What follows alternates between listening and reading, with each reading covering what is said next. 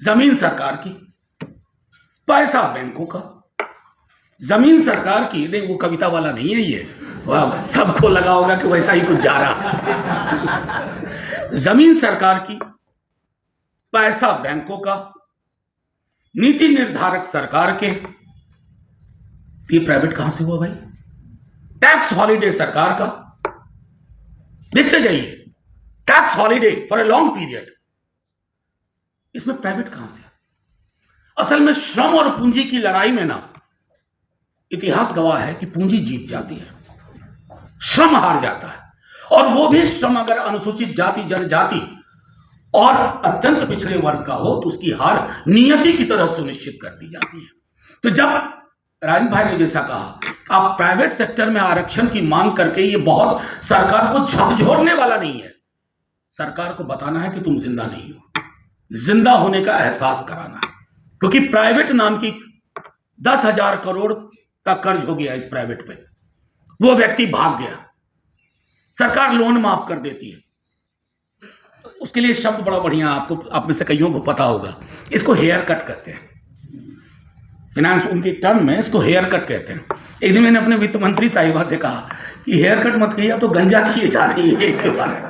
ये hair cut नहीं है, टॉन्सरिंग है पूरा का पूरा। तो ये मिथक नहीं है। पब्लिक एम्प्लॉयमेंट के संदर्भ में आर्टिकल 15 और आर्टिकल 16 बना था। Equality before law, equality of opportunity. उसके बाद सब क्लॉज 4, सब क्लॉज 4। अब तो पब्लिक एम्प्लॉयमेंट को आपने अलविदा कह दिया, खुदा हाफिज कह दिया, है ही नहीं। तो अगर नहीं है तो पब्लिक के नाम पर, पब्लिक के मनी से जो चीजें खड़ी हो रही हैं उसमें हमारा हक चाहिए। लेकिन इसके लिए मैं समझता हूं कि इस कारवां को बाहर ले जाना होगा। क्योंकि मैंने अभी हाल में ही धर्मेंद्र प्रधान जी से संसद में पूछा कि ये जो प्राइवेट फॉरेन यूनिवर्सिटीज आ रही हैं, इसमें आरक्षण होगा कि नहीं। तो उन्होंने कहा कि वो तो अपने कायदे से चलेंगी और ऐसा नहीं होगा, वैसा नहीं होगा। और मुझी से कह दिया कि आपको अपना चश्मा बदलने की जरूरत है।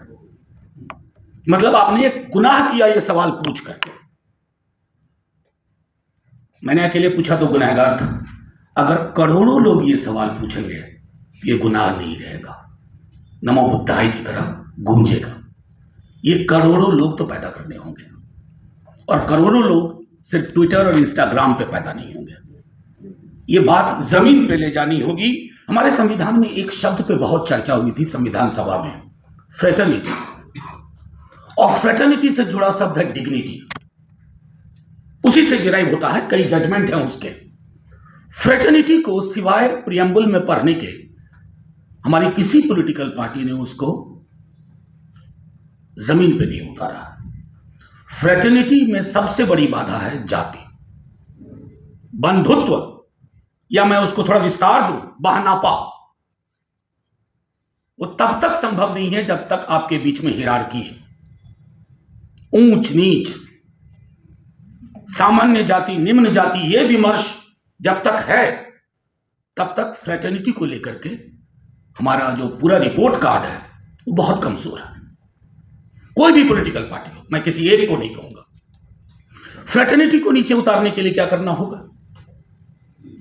जातिगत विषमता को एकेडमिक नजर से नहीं देखना है, सिर्फ एक तेवर के साथ, एक पॉलिटिकल इंस्ट्रूमेंट के रूप में जब तक हम उसको नहीं देखेंगे, फ्रेटर्निटी की संकल्पना प्रियम्बल से निकल करके हमारी जमीन पे नहीं उतरेगी। और यह सामूहिक चिंता का विषय होना चाहिए, क्योंकि इससे डिग्निटी निर्धारित होती है। हमारे समाज में डिग्निटी को लेकर के भी, मतलब आप देख लें, कई ऐसे पेशे हैं उसमें पहले से तय है कौन जाएगा, और उसमें हुई मौतों, उस पेशे से हुई मौतों पर सिवाय चंद मुआवजे के और अखबार का एक छोटा सा कॉलम, टेलीविजन का एक स्क्रोल नीचे, उसके अलावा कुछ हासिलात नहीं है। तो ये मैं फ्रेटर्निटी और डिग्निटी की बात कर रहा हूं। और राजन भाई ने लगभग सब कह दिया। मैं बस एक चीज कहूंगा, ये जो प्राइवेट शब्द है ना, ये प्राइवेट है ही नहीं। अपर कास्ट के बच्चे थे, वो भागते हुए पहले आए ब्लैक बोर्ड के पास, क्योंकि ब्लैक बोर्ड के पीछे उनके टिफिन बॉक्सेस थे और उनको लगा अगर भीम ब्लैक बोर्ड पे वो सवाल हल करेगा तो टिफिन बॉक्स उनके पोल्यूट हो जाएंगे, प्रदूषित हो जाएंगे, खाने लायक नहीं रहेंगे। घटना उतनी महत्वपूर्ण थी, लेकिन जब कोलंबिया में वो अपने मेमोयर में कहीं जिक्र करते हैं कि कहे कि टिफिन की जो वो निकालने की खनक थी ना, क्रैकलिंग साउंड, वो उनके जेहन से कभी गई नहीं। आप कहेंगे मैंने ये कहानी क्यों सुनाई? ये कहानी आज इसलिए मैंने सुनाई है ना कि अब बस टिफिन बॉक्सेस के बदले कुछ और हो रहा है, लेकिन हो वही रहा है। कई लोग कहेंगे कि आर्टिकल 17 आ गया और सब कुछ खत्म हो गया। तो ये जो नॉन फाउंड सूटेबल विश्वविद्यालयों में चलता है ना, NFS, वो टिफिन बॉक्स का नया संस्करण है और वो डिनायल होता है।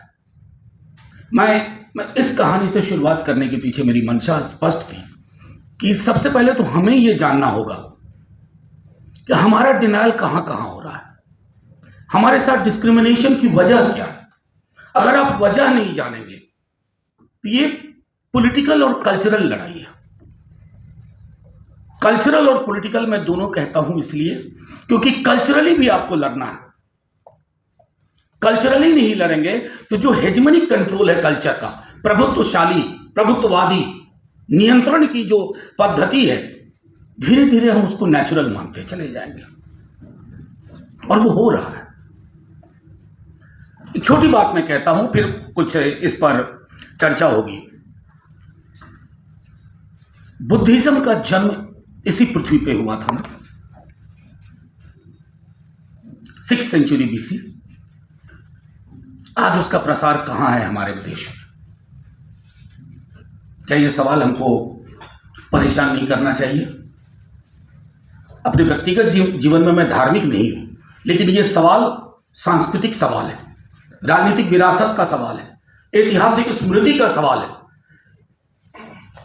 कई लोग कहते हैं कि फलानी मस्जिद, फलाना मंदिर, सारे बौद्ध स्तूप कहां चले गए? ऐतिहासिक साक्ष्य हमारे पास, बिहार कहां उतने चले गए? तो जाहिर तौर पर चलिए मैं एक बात मानता हूं कि अब उल्टे पांव की यात्रा से कोई फायदा नहीं, लेकिन सीधे पांव की यात्रा में हमें चलने तो दो, हमारी बात सुनो तो। मुझे आज भी स्मरण है, राधिका जी आज आई नहीं, जब उस वर्ष ये घटना हुई पूरा देश आंदोलित हुआ, सदन में कई दफा इसकी चर्चा हुई, लेकिन क्या रोहित के बाद इस तरह की चीजें नहीं हुई? रोहित के बाद भी हुई ना। वो इसलिए हुई कि हमने अभी तक इसको एक जो उपकरण के रूप में लेते हुए एक ताकत जो दिखानी चाहिए थी वो नहीं दिखा पाया।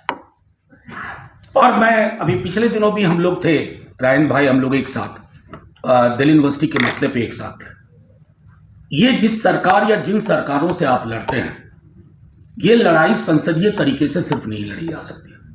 सड़क पर अगर बवाल नहीं होगा, उफान नहीं होगा, आप सड़क पर नहीं होंगे तो संसद भी आपकी नहीं होगी, सरकार तो कभी आपकी नहीं होगी। फिर हम एक बार चुनाव के बाद बैठ करके सोचेंगे अच्छा अब अगली बार फिर देखते हैं। ऐसा होता नहीं। वो लड़ाई कंटिन्यूअस लड़ाई है।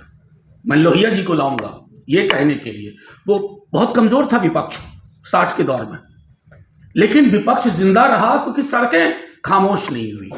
आज सड़कें खामोश हो रही हैं और खामोश सड़कें सत्ता को सूट करती हैं। अब रायन भाई ने बहुत सारी चीजें कही, चलिए कुछ कुछ चीजों को देखते हैं। आप सबने ऑक्सफैम रिपोर्ट के बारे में पढ़ा होगा, इनकम इनइक्वालिटी। आंकड़ों में मत देखिए, अपने आस पड़ोस देखिए। आंकड़े थोड़े दूर दिखते हैं कि 10% लोगों के पास देश की सारी संपत्ति है, ऐसे नहीं देखिए। देखिए कि उसके पीछे जिंदा लोग कौन है, किनके पास सब कुछ है और किनके पास कुछ भी नहीं है। अभी बिहार में जातिगत सर्वेक्षण हुआ है। जब सर्वेक्षण में सिर्फ नंबर आए तो लोगों को कुछ समझ में नहीं आया। जो 88% वाली बातें कही हैं रायन भाई ने, खूबहू 100% सच, लेकिन वो 88% दिखते नहीं।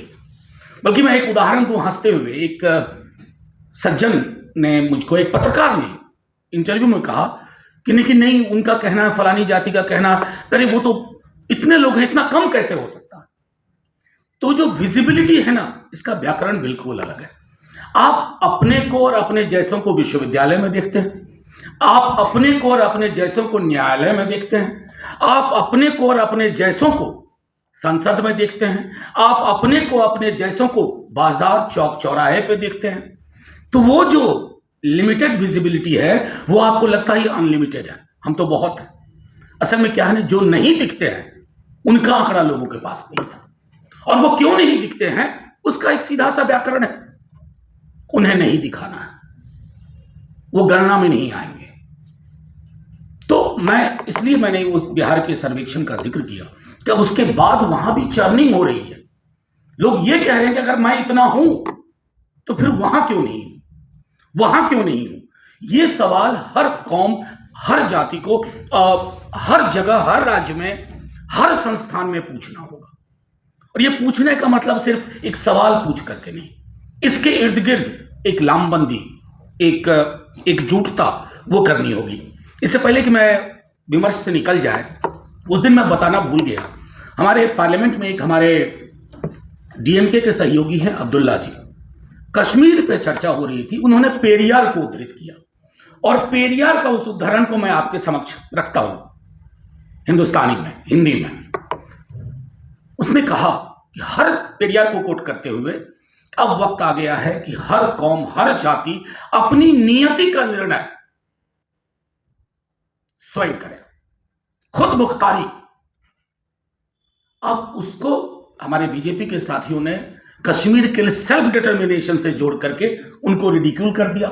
हाथ जोड़ के मैं कहता रहा, लिख लिख के भेजा लोगों को, ये पेरियार का कोट है। तो आपकी संसद को पेरियार स्वीकार थी, और इसलिए मैंने कहा कि हालात अगर यूं ही रहे, मैंने उसी दिन कहा था कि कल को अगर मेरे बक्से में एनिहिलेशन ऑफ कास्ट होगी, आप मुझ पर भी यूएपीए लगा दोगे, वो आप कास्ट वास्ट नहीं देखोगे, सोचेगी एनिहिलेशन प्लान कर रहा है, ये कत्लेआम प्लान कर रहा है। तो मैं इसलिए मतलब थोड़ा हास्य के रूप में भी ये इसलिए कह रहा हूं कि ये लड़ाई एक दो दिन की नहीं है, और मेरिट के लिए बार बार कहना होगा कि मेरिट संसाधनों का है, मेरिट आपकी संपत्ति का है, मेरिट आपकी संगति का है, मेरिट आपके परिवार का है, मेरिट आपके पड़ोस का है। मेरिट नाम की कोई चीज नहीं है। मेरिट नाम की चीज होती तो कहते कि बच्चे के जन्म के साथ ही डॉक्टर का था बड़ा मेरिटोरियस पैदा हुआ है।